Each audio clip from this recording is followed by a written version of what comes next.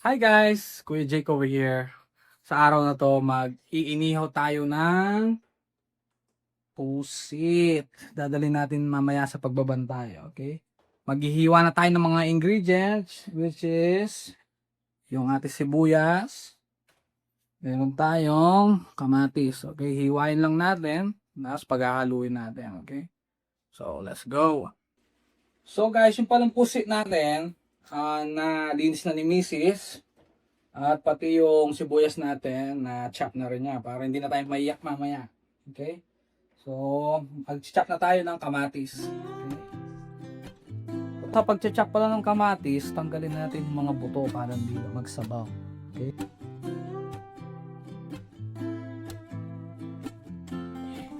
So guys, ngayon na na-chop na natin itong ating ipapalaman sa ating inihaw na pusit.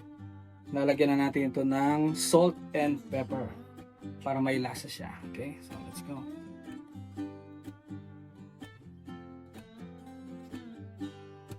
So, paglalagay pala ng mga salt and pepper, tansya-tansya lang, okay? Konti-konti, pwede naman dagdagan mamaya para hindi masyado mahalap. Tapos, haluin lang natin.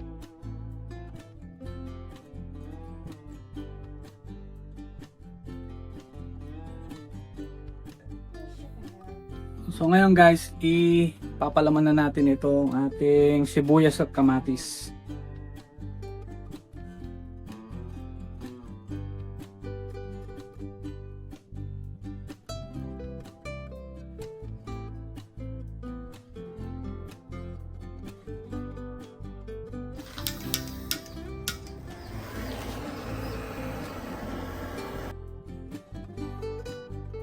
Tara guys, mag-ihaw na tayo. Let's go! Can't wait. Samahan niyo ako. Let's go. Look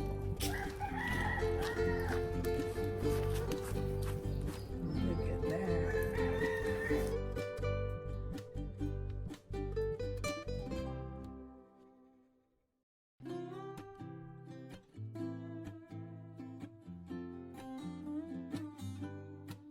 So every once in a while guys, magpapahid tayo ng pampalasa para mamaya masarap sila.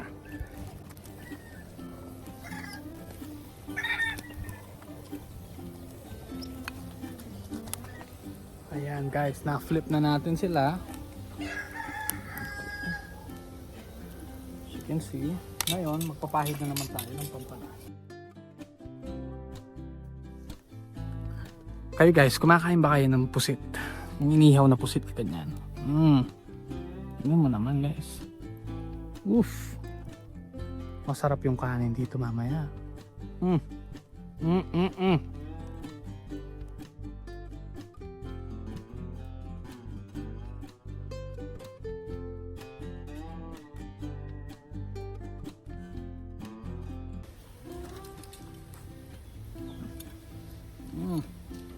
Masarap dyan, oh. May charge siyang konti.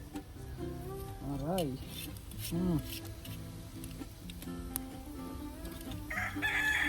Ay, masarap na sausawan dito. Puro suka na lang, no?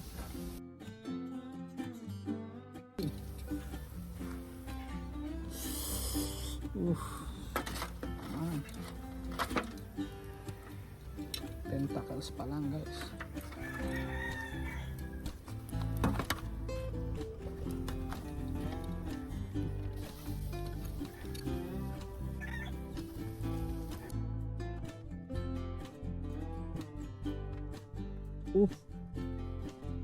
Kaya na naman guys.